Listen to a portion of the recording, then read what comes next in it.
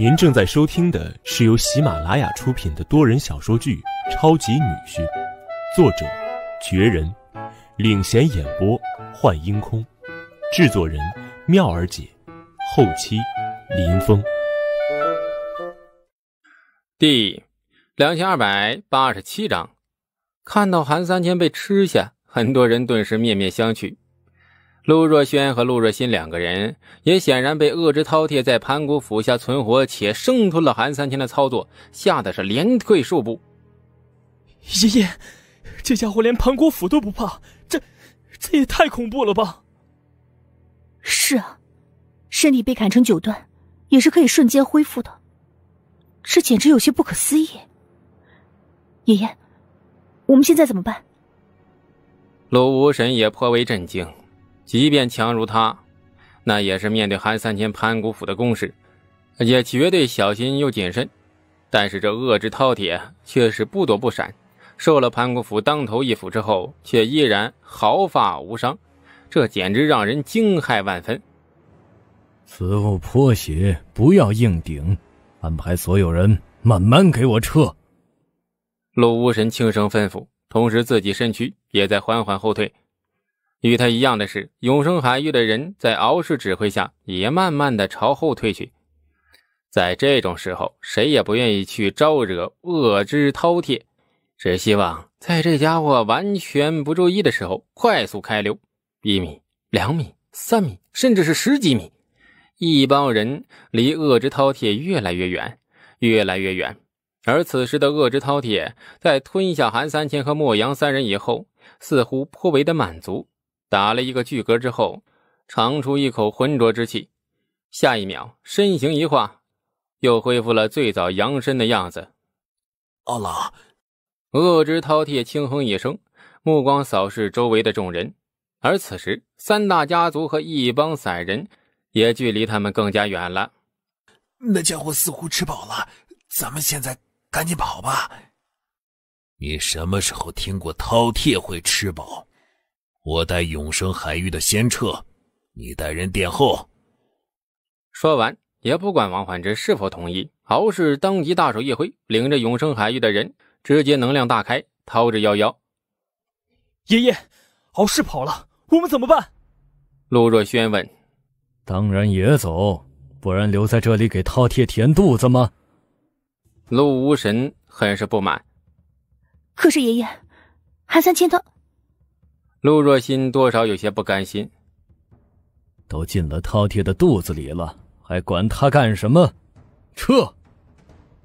陆无神眼看着敖氏带着永生海域的人已经安全撤离，那心中自然是颇为的着急。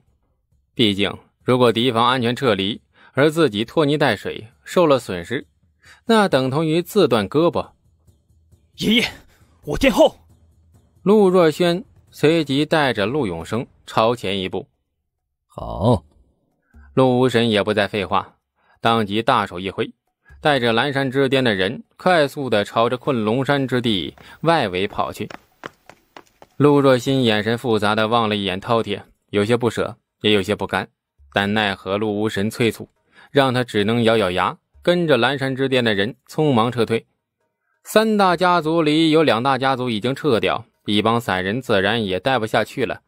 在几个散人高手的带领下，散人们也很快地朝着困龙地外飞去。他妈的，我们怎么办？妖鬼等魔族早就撤远了，但是远方的情形依然尽收眼底。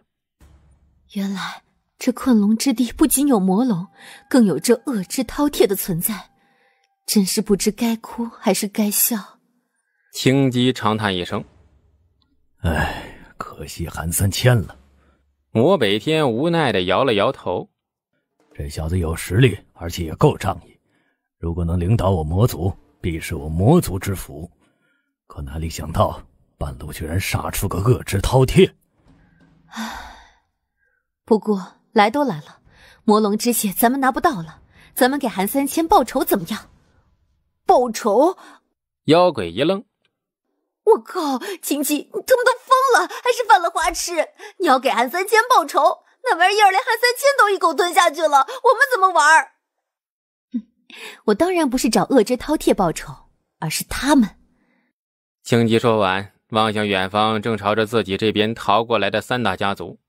妖鬼顿时一愣，魔北天却笑了。青姬说的对，来都来了，埋伏点我们也选好了，杀一个不亏，杀俩就是赚呢。妖鬼看向2人轻笑，终于慢了半拍反应过来，嘿嘿一个阴笑。也对呀，呵呵。所有人听命，立即按照原计划，沼泽森林里给我设伏。是。而此时，在另外一头的韩三千，当被吞进肚子里以后，韩三千便陷入了一个奇怪的领域。四周一片漆黑，但是又在漆黑之中隐约可以看到周围的空气里弥漫着一股奇怪的气体，它完全的隐匿在空气中，如果你不仔细看的话根本就看不到。可是反过来，你要是仔细看的话，便会发现这里空气里几乎全部都充斥着很多这种气体。这是哪儿啊？这是饕餮的肚子吗？韩三千眉头一皱，接着他尝试运起能量往周围飞去，但是即便飞到他累了，他也没有飞到这空间的边缘。妈的，这饕餮肚子这么大吗？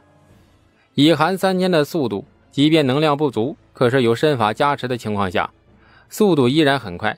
仅是这么一会儿，韩三千按照对困仙谷的估计，应该也从头到尾那是他2倍的距离呀。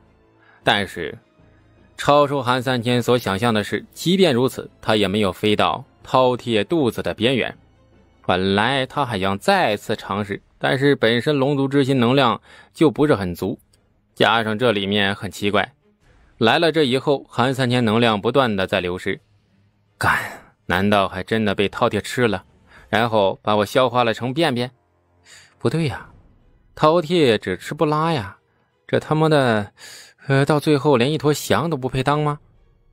如果是这样的话，伤害性不大，侮辱性未免太强了吧。魔龙，你要是没死的话，就给我出来。韩三千也不想飞了，盘腿一坐，双眼一闭，整个人进入那入定状态。妈的，你也太垃圾了吧，居然直接被这恶之饕餮给吞进了肚子里。要不你来试试啊？这玩意突然出现，盯着我杀，老子一斧下去，没成想一点事儿没有，反手便是一口。反手像话吗？反口便是一手啊，连反应的时间都没有。本集已唠完，下集接着唠。